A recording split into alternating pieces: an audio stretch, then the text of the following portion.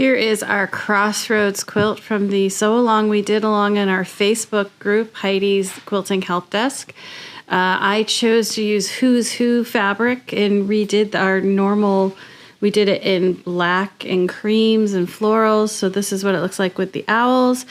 And Sue Mitchell quilted this one for me. Let's zoom in here so you can see the quilting. She did daisies and swirls all over it, which I just love. So anyway, here is our Who's Who quilt. I hope you enjoyed the sew along and I hope you like our quilt.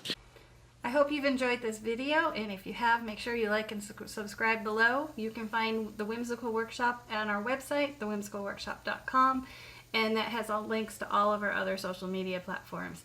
Thanks for joining us.